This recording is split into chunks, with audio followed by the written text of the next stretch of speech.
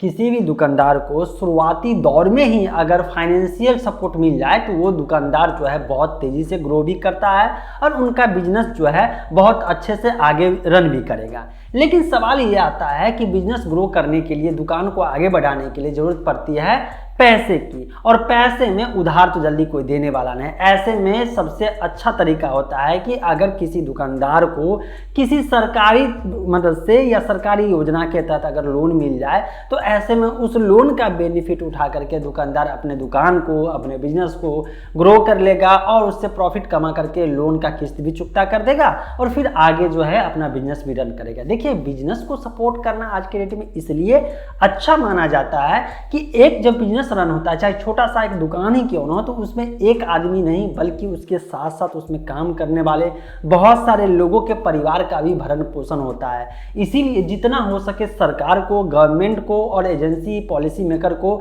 जो business owner होते हैं खासकर, और मतलब जितने भी अनऑर्गेनाइज सेक्टर होते हैं, उसको सपोर्ट देना बहुत जरूरी होता है। अगर आप एक दुकानदार है, आप एक छोटे बिजनेसमैन है या बिजनेस को शुरुआत करना चाहते हैं, ऐसे में आपके लिए सवाल ये आता है कि आखिर कौन कौन सा लोन है जिसका बेनिफिट आप उठा सकते हैं। मतलब ये कि अपने देश में जो छोटे छोटे दुकानदार, स्मॉल बिजनेस ओनर हैं, उनके लिए टॉप 4 या 5 जो है बिजनेस लोन के बारे में चर्चा करूंगा, जिसको जान करके आप उसके बारे में एक्स्ट्रा रिसर्च करें और इसके बाद जो भी आपके लिए सुटेबल हो उसका बेनिफिट उठा करके आप बिजनेस को जल्दी ग्रो कर सकते हैं। हेलो दोस्तों, मेरा नाम है अजय और आप देख रहे हैं एज इन्फॉर्मर। दोस्तों, जब बात आती है लोन की और बिजनेस लोन और दुकानदार के लिए, तो ऐसे में सबसे ज्यादा जो लोन पॉपुलर हुआ और अभी भी पॉपुलर है वो है दोस्तों मुद्रा लोन, जिसमें 50,000 से लेकर के 10 लाख रुपए तक का लोन बिजनेस ओनर को दिया जाता है। लेकिन ये सबसे ज्यादा कंट्रोवर्सी का पार्ट भी रहा। क्यों? अगर धरातल पे प्रैक्टिकली अगर इसको देखा जाए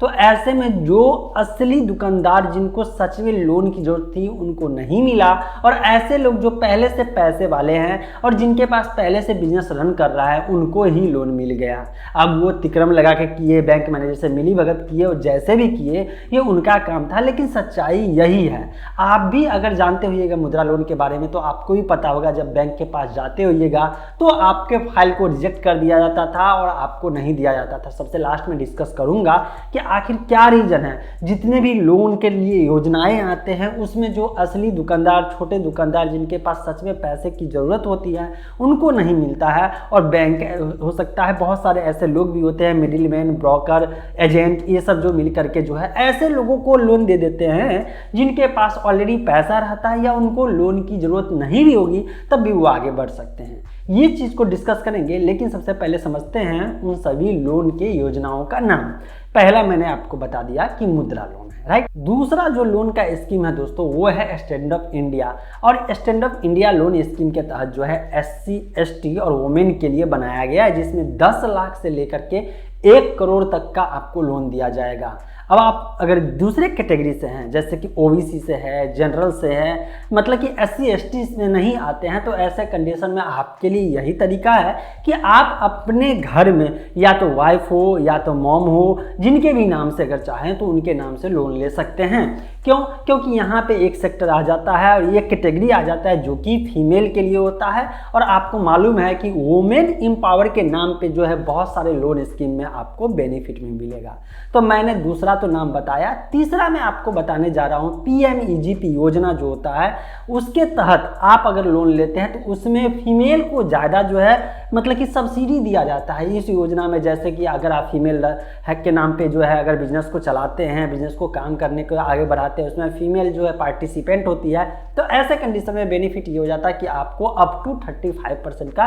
सब्सिडी भी मिल जाएगा। मतलब सोच सकते हैं कि 100 रुपये में जो है 35 रुपये तो आपको ऐसे ही माफ हो जाएगा, और इसके बाद जो होगा उस पर जो है आपको जो है मतलब किस्त के रूप में जो लोन को चुकाना पड़ेगा। तो ये हो जाता है तीसरा। चौथा है जो अभी रिसेंट में स्टेट बाय अलग अलग हो सकता है, लेकिन बिहार में जो चल रहा है, जो कि युवा उद्यमी योजना के नाम से चल रहा है, जिसमें आपको 10 लाख रुपये तक का लोन दिया जाएगा और उसमें भी 50% जो है आपको देना है। 50% का आपको किस्त नहीं देना है, पैसा रिटर्न नहीं करना है, और जो 50% आपको रिटर्न करना है ना, उसको भी लंबे समय के लिए जो है 80+ किस्तों में आपको रिटर्न करना है। तो ऐसे लोग जो बिजनेस को चलाना चाहते हैं उनकी इच्छा है कि नहीं यार बिजनेस हम चलाएंगे, हम बॉस बनेंगे, हम मैनेज करेंगे और अपने साथ साथ अपने आसपास में जो भी उस बिजनेस में काम करने वाले लोग हैं उनके परिवार को भी आगे बढ़ाएंगे, तो उनके लिए ये सब योजना बहुत फायदेमंद कारगर होने वाली है। और इसके बाद एक लोन और बहुत ज्यादा पॉपुलर हुआ, आपको याद होगा MSME business loan in 59 minute वाला जो है वो जो लोन है उसके बारे में बहुत सारे लोगों की इच्छा हुई कि आखिर ये है क्या। देखिए ये जो 59 मिनट के अंदर लोन प्रोवाइड करने की बात है, ये होता है कि अगर आपके पास सारे डॉक्यूमेंट पहले से रेडी है, जैसे GST नंबर, प्रोप्राइटरशिप में दुकान का नाम, इसके बाद आपका जो है इनकम टैक्स रिटर्न जो है, अगर ये सब करके रखे हुए तो एक कह सकते हैं कि ये पोर्टल हो जाता है जहां पे आप अगर अप्लाई करते हैं तो फिर लोन देने वाले के पास जो है आपका एक तरह से एप्लीकेशन रिव्यू के लिए चला जाता है और इस तरह से लोन लेने वाले और लोन देने वाले का जो है एक पोर्टल तैयार करके रखा गया है ना। तो मार्केट प्लेस की तरह कहा जा सकता है। और इसके बाद मैं एक लोन के बारे में जरूर चर्चा करना, जो लोग अपने घर के फीमेल के नाम पे लोन लेना चाहते हैं या वुमेन एम्पावरमेंट के नाम पे जो है लोन लेना चाहते हैं, तो ऐसे लोग बैंक से फेस टू फेस कंसल्ट कर ले, क्योंकि उद्योगिनी योजना के तहत भी लोगों को बहुत सारे लोन दिया जाता है। ये सब लोन स्कीम के तहत जो है छोटे छोटे दुकानदार जो है अपने दुकान को, अपने बिजनेस को बहुत फास्टली ग्रो कर सकते हैं। लेकिन जो चीज़ मैंने आपको बताया ना कि सबसे लास्ट में आपके साथ डिस्कस करूंगा कि आखिर योजना तो बन जाता है, लेकिन उस योजना का लाभ असली जो है लोन लेने वाले लोग, जो दुकानदार छोटे छोटे जिनको सच में ज़रूरत है उनको नहीं मिल पाता है। उसका रीज़न ये होता है जब ये पैसे देने की बात आती है ना लोन में, लोन का मतलब है कि जो भी योजना दे सरकार क्या करेगी, ज़्यादा से ज़्यादा सब्सिडी दे सकती है, यही ना कर सकती है। लेकिन फिर भी 100% सब्सिडी तो नहीं देगी, कुछ ही देगी और कुछ के बाद जो पार्ट बनता है वो तो बैंक की जिम्मेदारी होती है। तो ऐसे में यहाँ पे बैंक का जो स्टाफ है वो अपना लॉजिक लगाता है और ये सोचता है कि ठीक है सरकार ने तो योजना निकाल दिया, बहुत अच्छी बात है, अब इसमें जो मैं लोन दूंगा ऐसे ही किसी को देना अगर शुरू कर दूंगा तो पैसा फंस सकता है। वो जो मैनेजर होते हैं या बैंक का जो स्टाफ लोन सैंक्शन करते हैं, जो अप्रूवल देते हैं, उनकी भी जिम्मेदारी होती है कि लोन ऐसे ही लोगों को दे जहां से पैसा बाद में रिटर्न हो सके। आप अपने पे लीजिए, एक एग्जांपल लीजिए कि आप ही मान लीजिए कि पैसे किसी को देना चाहते हैं, आपको बेनिफिट है, आपको सरकार कही कि यार आप डिस्ट्रीब्यूट करिए पैसे को, राइट, और जो भी पैसा आप डिस्ट्रीब्यूट करेंगे ना उसमें से सब्सिडी के नाम पे आपको कुछ पैसे सरकार दे देगी, लेकिन बाकी के जो पैसे आपको है आप ही को रिकवर भी करना है। तो फिर आप किसको पैसे देंगे? आप ऐसे ही लोग को पैसे देंगे जहां से आपको लगेगा कि हाँ पैसा रिटर्न आ सकता है। अब अनस्किल्ड, अनऑर्गेनाइज सेक्टर में बहुत सारे लोग होते हैं जिनको बिजनेस चलाना भी नहीं आता, ऐसे भी लोग होते हैं। अब उनके हाथ में अगर पैसा चला गया तो पैसे का मिसयूज भी तो बहुत ज़्यादा करते हैं। इसी डर के कारण बैंक के स्टाफ हमेशा ऐसे लोग को पैसा देते हैं जिन पे उनको ट्रस्ट होता है या कोई ना कोई लाभ होता है, या बीच में जब कोई एजेंट आ जाता है तो वो एक दिलासा या भरोसा देता है कि एज ए रिकवरी एजेंट की तहत जो है वो जो है पैसे को रिकवर करा देगा। जो कि पुराने लोग रहते हैं, बैंक से जुड़े हुए रहते हैं, और वो क्या करते हैं बीच में कमीशन खा जाते हैं, जो कि गलत है, एक घूस का रूप होता है, जो कि कभी भी मैं सपोर्ट नहीं करता हूं और आप सभी को भी कभी सपोर्ट नहीं करना चाहिए।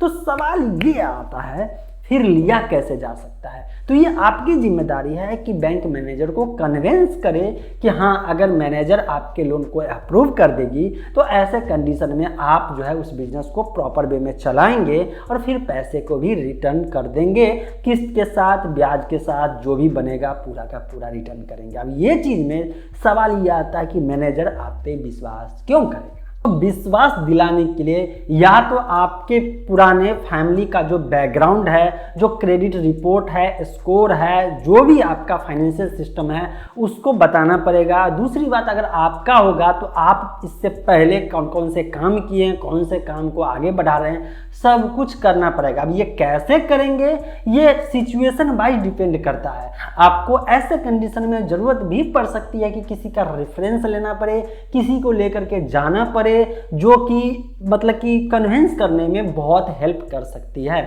तो ये सिचुएशन के अनुसार समझना है, लेकिन आपके मन में भी कोई आइडिया होगा किस तरह से मैनेजर को कन्विंस किया जाता है। अगर आप सभी के मन में चल रहा है तो प्लीज़ नीचे कमेंट में ज़रूर लिखें, जिससे जो भी ये वीडियो को देखे उनको भी कुछ आइडिया लग सके। हाँ यार, अगर इस तरह से मैनेजर के पास पहुंचा जाएगा तो जो लोन अप्रूव नहीं भी होने वाला होगा उस लोन को भी मैनेजर अप्रूव कर देगा, और आप उस पैसे को एज ए अगर दुकानदार हैं, छोटे बिजनेसमैन हैं, तो पैसे का इस्तेमाल बिजनेस को ग्रो करने में करेंगे। आई होप कंटेंट बढ़िया लगा होगा। अगर अच्छा दिल से लगा होगा ना तो इसको दूसरे के साथ शेयर करिए, उनको इन्फॉर्म करिए, और मुझे सपोर्ट करने के लिए बस आपके लाइक की जरूरत है।